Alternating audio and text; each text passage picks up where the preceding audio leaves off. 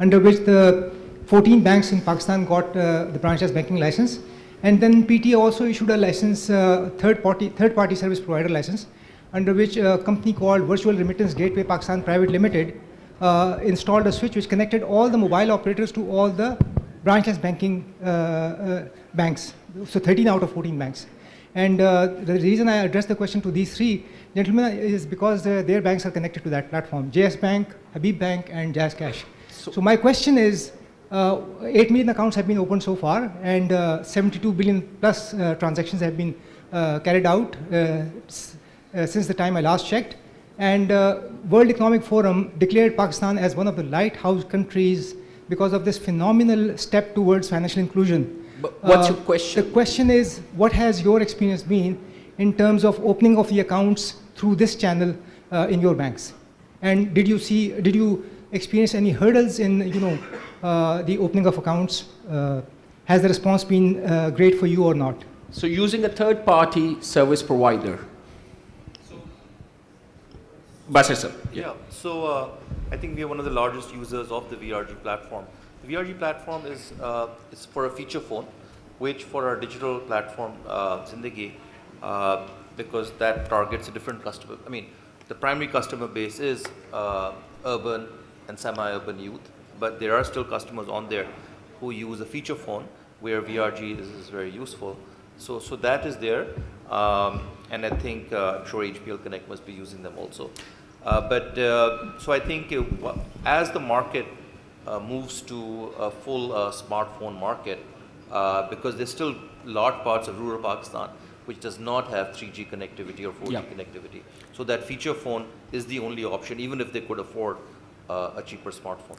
So if I pick up on the government side and the policy side again, so if there's a regulatory regime which can be more inclusive and there's an integration of the multiple systems like what Sarah was saying, and somebody working on a literacy side and somebody working on the unbundling, and people are working together, that's the way we see where we can create that access and empowerment route going forward. So thank you very much, gentlemen. I think we are just running out of time, and I would like to thank the yeah, please, if you have a question. Yeah.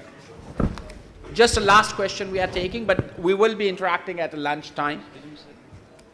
Hello, my name is Asif Jafri, founder and CEO of Kistway, a specialized platform for smartphone financing.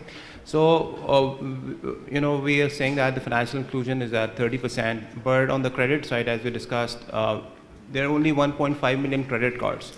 And that number is almost the same for last 10 years, where I recently read the report of State Bank where the digital transaction is about to surpass the cash withdrawals in the country.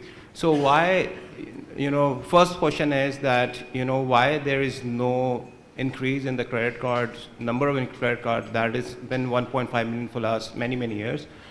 And secondly, our banks are open to use any third-party data for the credit analysis for the segment that they are not serving, or So yeah, I mean, so we have 191 million subscribers. That means the telco data exists there, the usage is there, and a lot of data points are there.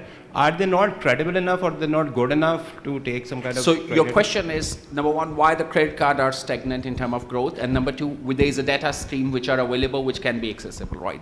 I can answer the telco part, and that is. And Sagir Sahib, if you can pick the other side as well.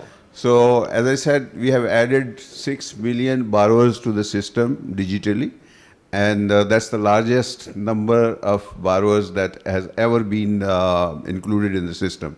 So the new players are making effort.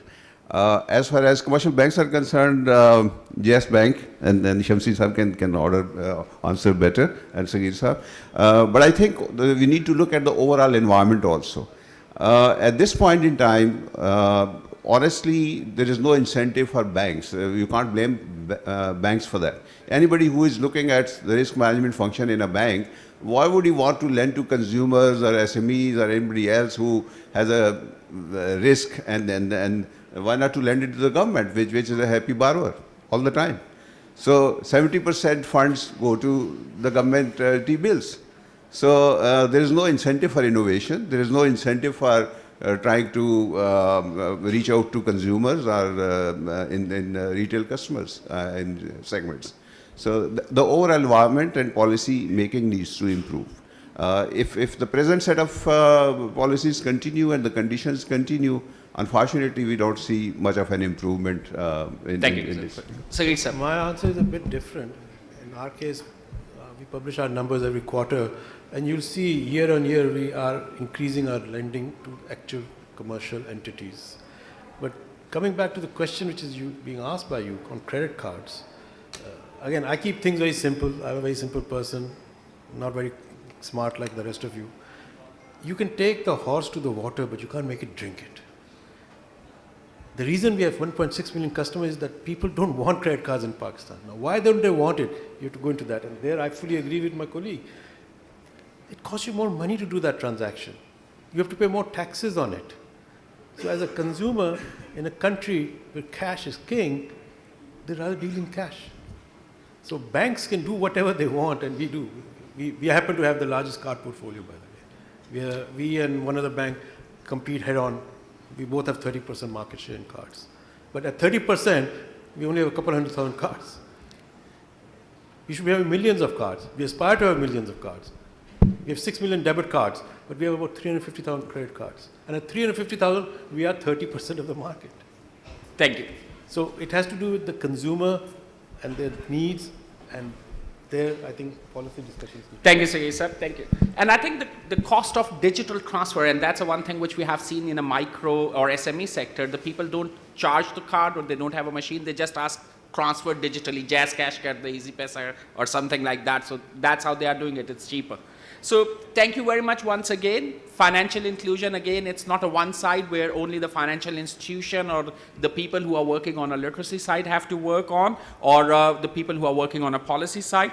It's also include the trading side, the employer, the government themselves, and most of the country, everything which is adopted, or if we are driving any financial inclusion, there is a big role how the government is treating their citizens, their customer, and that financial inclusion, including giving them an opportunity in terms of the trading and working with the government at the same time. So thank you very much for your time.